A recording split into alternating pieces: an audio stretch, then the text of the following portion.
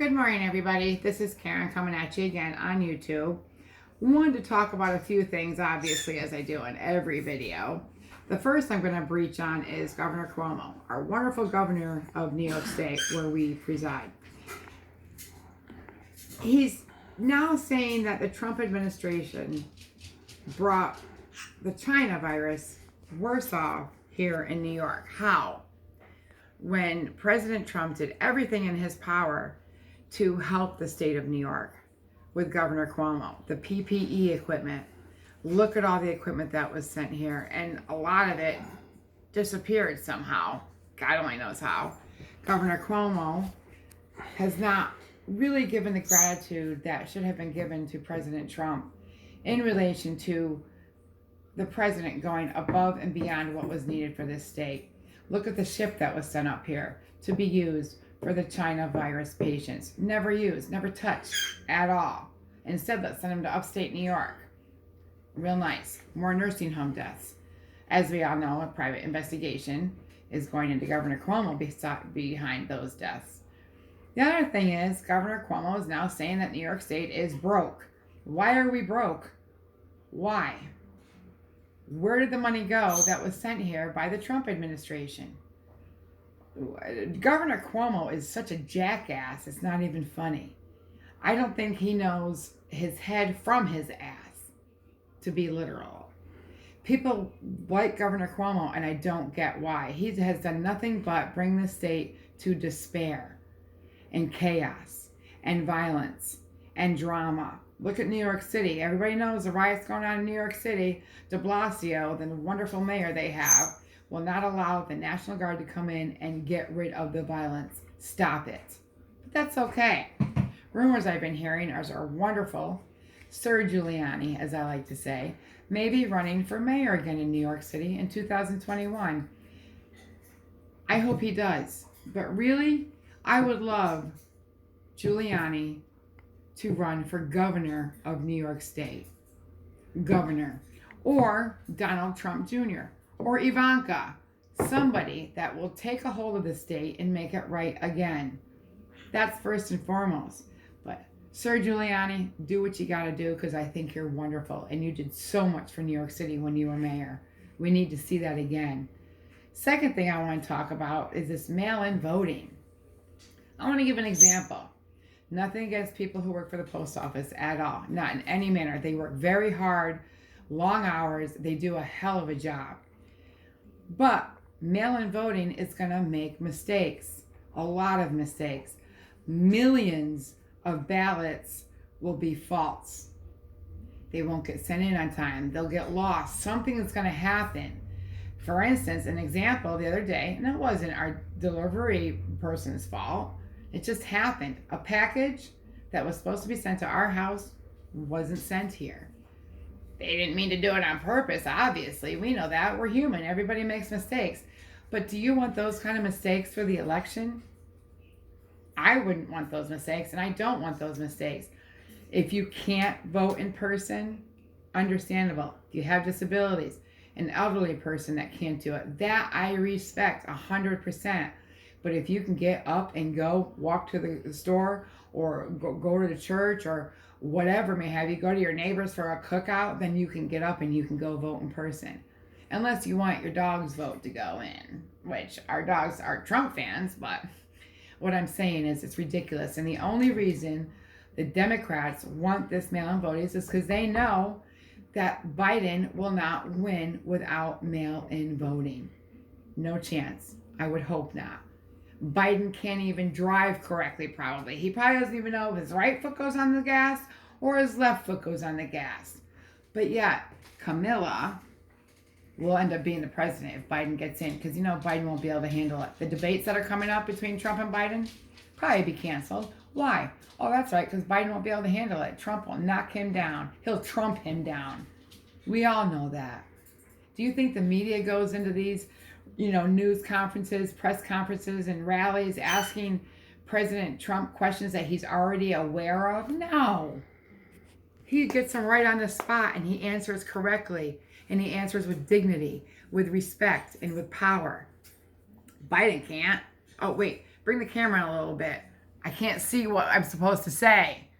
There's Biden. Now, let's look at another thing. The Nobel Peace Prize. President Trump has been nominated twice now. Why is that? Because he's bringing peace. And he kind of mentioned this last night in his rally in Nevada, which we watched, which was absolutely powerful. And President Trump's speeches are always very powerful and inspirational for us personally. We really almost get like an adrenaline high after we watch him speak. And he was bringing up, where would we be with Korea if another president was in war? And I mentioned this on my last video, how President Trump has brought peace, especially in the Middle East. Can't people see this? But yeah, Biden, who's so wonderful, the Ukraine judge, what's the Ukraine judge thinking of doing? Making it so that Biden is a perpetrator of alleged crime. Does that make sense? But you want him as president. Doesn't make sense to me at all. And then when I'm seeing, like on social media, Facebook in particular, about some people are commenting about how the president of the United States does not know the Pledge of Allegiance. Are you kidding me? He knows the Pledge of Allegiance better than anybody. And he keeps God in the Pledge of Allegiance. God. Democrats don't at all. They take God out of the picture. And last for today, I want to speak about the NFL. Today's Sunday. My family and I always have looked forward to Sunday football. A nice big dinner, watching the games. Always enjoy that. Basically, we're boycotting football right now. And that's sad. We have been sports fans, especially football fans, since we were kids. Why are we boycotting football? Which I know a lot of people are. Because they won't salute the national anthem. That's why. And why is that? These people actually think that the national anthem is socially discriminating racially. Wow. That's really going someplace. The national anthem is something we all, no matter what your culture or color is, should be proud of. Francis Scott Key wrote the national anthem as a poem, most of you know, in regards to a battle that took place of the people who fought for this country. But let's take it out. Let's not respect it. Let's not salute it because we think it's racially discriminatory. Where in the hell in the national anthem is there something discriminatory against people of color? Nowhere. Not one place is there discriminatory remarks in that poem that we've come to love so much. 1918, World Series, Game 1 against the Red Sox and the Cubs. That's when it was first saluted. And it's been an ongoing tradition since 1918 in every sport. But yet, let's not salute it in the football league. Probably the NBA, too. I'm not surprised. I haven't even been keeping up with sports because of all the crap that's gone on with this. We should be more concerned about how our country is going to survive, how our country is going to thrive, as it has been since President Trump has been in office. And especially what he's done for us and this country since the China virus took form in this country and globally. But let's not salute the national anthem. The last thing I'm in shock with is the New Orleans Saints, in regards to the NFL, are wearing Jacob Blake's name on their helmets. Why? What about the victim of rape? Is her name going to be on the helmets also? No. How do you think she feels?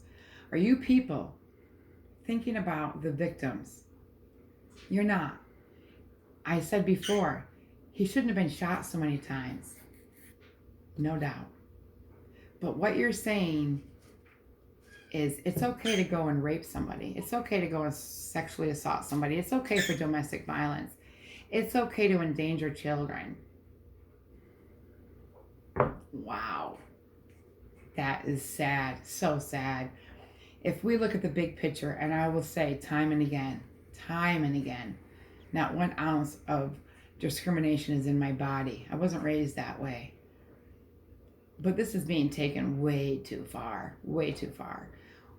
All lives matter. And I'll say that over and over and over again. All lives matter. But do you think all Jewish people are holding all Germans, past and present, accountable for what Hitler did to all those poor Jewish people who were murdered? Do you think they're holding all of the Germans accountable? No, they're not. Do you think all the Native Americans are holding the white people accountable for their land being taken away? No, they're not. Do you think all gay people are holding accountable people who had so much hate going on? Matthew Shepard? No, we're not. Look at Stonewall in New York City. Hell, that was devastating to gay people, especially lesbians. I don't hold it against anybody. It is what it is. You move on, you thrive, you do better. Stop. Enough is enough. Focus on what you can do today, tomorrow, and the future for yourself and your family. Don't focus on the past. What happened was wrong. It was terrible. It was devastating, but get over it. Enough is enough. I'll be back tomorrow. Hit like, dislike, comment, notification bell, subscribe. God bless you, God bless America, and God bless President Trump. Thank you.